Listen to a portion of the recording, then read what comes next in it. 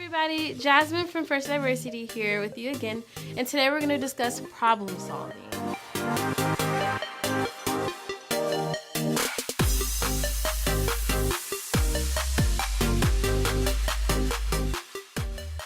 We're going to go over all of the skills that you can learn to resolve problems in every way of your life. Let's get started. When discussing problem solving, it's important to start with why it even matters. A lot of times we go through things in life and we have situations and we don't realize how much of an impact those problems have on our lives. The better that we are at solving them, the more that we can continue to grow. So here's where problem solving skills can help you out in your daily life. Whether it's problems that you're facing on your own internally or externally, whether it's problems at your home or even with your car, problems that you're facing on your own every single day seem really small, but if you don't know how to solve them, they can accumulate and grow to this big scary monster that you'll have to one day deal with. Next, it can help us in our relationships. Anytime you have interpersonal communication, you're dealing with two or more different people. And a lot of times there are problems that arise that aren't one fault of one or the other, but it's still a problem. When you have problem-solving skills, you can maintain better relationships, you can grow stronger friendships, and you can interact with more people and have a lot less drama. When it comes to work, we all have problems at work. A lot of times, these problems are a lot more detrimental if you don't know how to solve them, whether it's dealing with a conflict with your manager or a issue with your hours or just confusion. Any type of problem at work can affect you much larger than your daily or relationship problems. Lastly, it matters because when you can problem solve, you can grow in all of these areas. You don't stay stagnant. With every problem that you accomplish, you are able to take those skills and go on to accomplish more problems in your life. So throughout this presentation, we're going to go over different skills, different methods that you can do to solve your problems. So how do you even start? The first thing that you're going to want to do is identify what your problem is. Now, I know we have a lot of them, but let's pick one. Whatever you want to solve, whatever is biggest on your heart, or whatever is closest in front of you, you want to figure out what it is. Next, you want to figure out why you have that problem. Is it stemming from something that you caused? Is it stemming from an outside source? When you know what it is that you're going to attack and why it's there, you have a much better set up to actually start coming up with solutions. What's important here is that you want to notice them. You don't want to reason yet about how you're going to fix them. Now it's just literally figuring out what they are. You can't fix a problem if you don't know what it is. So don't worry about getting too deep into it yet. Just scan out your life if it helps to get a piece of paper. If you're discussing work, if you're discussing your relationships, figure out what the issues are. Now that you know what your problems are, you're going to break them down. So you're going to assess and summarize your problem. So you can either start really, really broad and say, I don't have enough money. I am upset at my sister. I don't like my job. And then you can go very, very narrow and figure out why you have those problems. Or you can start the opposite way. You can go with the specific details, and then you can make it a much broader situation. When you assess and summarize your problem, you make it easier to attack. You make it easier to find solutions so that you can solve them. Next, you want to identify all of the outcomes of the good and the bad. With your problem where you are right now, without worrying about solving it, you want to figure out what can these problems lead to? How can they affect your future? If it's a bad thing, how can it affect you negatively? If it's something that's really not that deep, how could it take a turn and be either good or bad? Get creative with this part. Next, you want to create multiple solutions. So now you have this huge bank of all the possible outcomes. Now you want to multiply that by coming up with all the different solutions to solving that problem or for dealing with your new possible outcomes. Stay creative with this one. You have to think outside the box, whether it's starting by reading different sources or talking to different people who have a different mindset of you and seeing how they would deal with the things. When you create multiple solutions, you now have the ability to go at these problems differently. All means all. The good, the bad, the things you don't want to see, the things you don't want to hear, the solutions that you do want to hear. You have to open your mind to be able to see the repercussions of your actions and the glorious positive benefits of them. After you've broken down your problem, now you can start to resolve it. You want to consider all of your probable outcomes before we discuss all the possible solutions. Now you want to think of the outcomes that can come from those. Like I said, good and bad. Next, you want to consider your desired outcomes. Now, this is a little different. When you're considering all of your possible outcomes, you're just laying out everything. Now you have to decide, what do you want to come from this problem?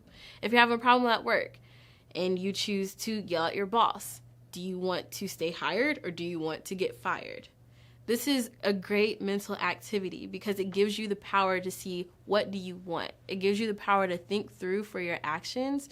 You're able to actually think through and plan accordingly.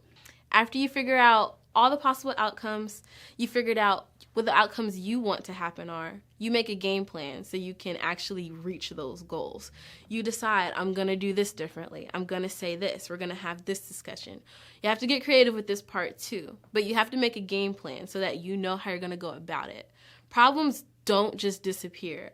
We would all love if they did, but they don't. So you have to create a game plan so that you know how to go about them. So you've resolved your problems, or you have a game plan at least, and you started making steps to put that game plan into action. What's most important now is following through it. You want to follow through your game plan and adjust. So it's not going to go always it's not going to always go exactly how you planned. People have different agendas. Sometimes life just happens and circumstances change. So you have to adjust your game plan to go along with those changes in life.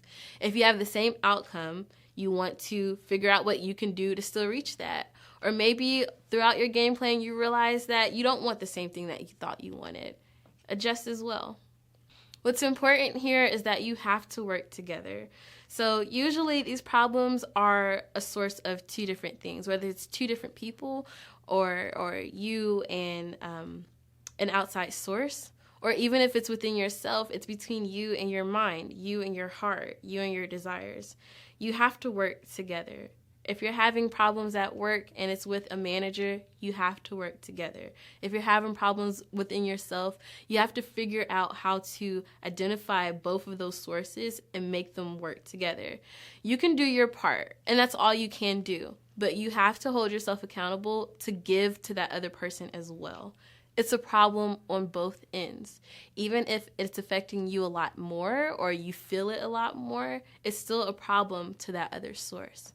So with your follow-through process, you have to realize that you have to open your eyes, open your ears, and open your mind and work together with that other source. Thank you. What I also like to suggest here is to track your growth. Now, you don't have to get a diary, but I do suggest getting a journal or some sort of method of tracking your growth. If you go in and you say, I'm going to do this, I'm horrified to do it, or I really don't want to, but I'm going to try and I'm going to put in effort to solve this problem, track it. Write down how it went. Was it as scary as you thought? Did you get the results that you thought you would? Did it take a complete left turn and explode everything? When you track your growth, you hold yourself more accountable to actually grow. You can look back like a lesson plan and see, this didn't work here. Maybe I should try it this way. Or it didn't work with this person, but maybe it'll go differently with this one. When you track your growth, it makes you realize that you're not stuck in the sand. Your problems may still be problems, but they're probably different from what they were before. I really suggest this because a lot of times we don't realize how much we grow, and you owe yourself the credit to realize how far you've gotten. Lastly, with the follow-through, you have to remember to do your best. People are people. You can't change any other humankind. You can only worry about yourself, But with everything you do, you have to do your best at it. So if you're going to go and attack this problem head on, do your best and attack it head on. If you realize that something you're doing isn't working, do your best to figure out what that is and how you can change it. That's what you owe it to yourself. That's what you owe to the possible outcome of your problems and your solutions. That's what you owe to the other person or source that you have this problem with. So we've gone over everything about problem solving. Now I'm going to invite Catalina here to ask some of the questions that you might have about how to solve your problems. What do you got for me? Okay, so my first question is, how should I respond to a problem if I don't have a lot of time to go through a process? Okay. What you should do then is just shrink the process, and that just takes practice. So I know before we mentioned that, you should think about this and plan this out and write this down. The more you do that with practice on your own, the more that your mental capacity to do it in your head will get better. So you basically, okay, I'm in a situation, I have a problem, what do I do right now? You have to take the time, whether you take your 10 seconds backwards count in, to breathe and also think, what do I want to happen? What do I want out of this? How do I get there? But you follow the process in a shorter amount of time, and you just have to practice it. You want to basically resolve problems before they get so heated where you have to solve it in that, instant. But just continue to practice, breathe. You have to take maybe those 10 or so seconds to follow through it, but just practice it and shrink it down. What if the person I have a problem with, what if they're just being difficult? Yeah. With that, you have to remember our last point. You do your best. You solve your problem on your end, and the reality is that there are some people who are just completely difficult. You're not going to get a resolution, and that is okay as long as you on your part handle what you need to do. So, whether it's, just a personal situation, you have a problem and this person's not getting it.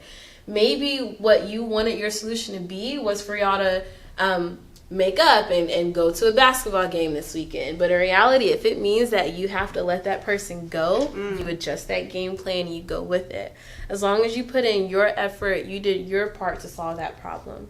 Now, if it's a problem that's kind of more serious, like say at work, and you have a problem with a manager who's just not getting it, they're always putting you down, they're either lying on you, or they basically have something out against you. Again, do your part, do your best, follow in with what you want to achieve. And like you said, remember to have an open mindset to those other options. But at that point, always remember that there is another solution. If that solution is taking it to a higher level and seeking, counsel, or taking different precautions, if it comes to getting different sources involved to do what you have to do, all that means is you change that game plan. So protect your peace. You're still on that game plan, and you might have to come up with even other solutions. As long as you do your part, when people try to do wrong against you, if they're just that difficult, you will always have that other source to go to. Get creative.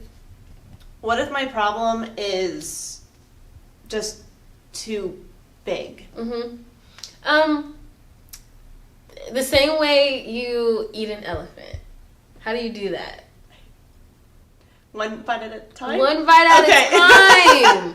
So maybe your problem is financial issues. Just all over. I am broke. I have bad credit. I have nothing. Find what you can solve and take it one piece at a time. Like, every problem, I believe, is solvable.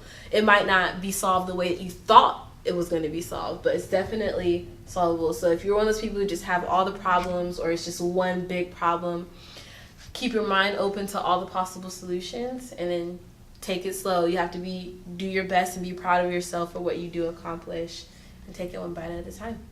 And that's why it's important to, like we mentioned earlier, you figure out what the problem actually is. You don't worry about Okay, emotions that come with it. The emotions, how am I going to fix it? You have to realize, because what you think might be a big, huge, overwhelming problem, once you state out the facts in your journal or diary, you're going to state out your facts, and you're going to realize, like, wait, this isn't even what I thought it was. You know, you'll realize what the issue truly is, and you can go about solving it a lot better.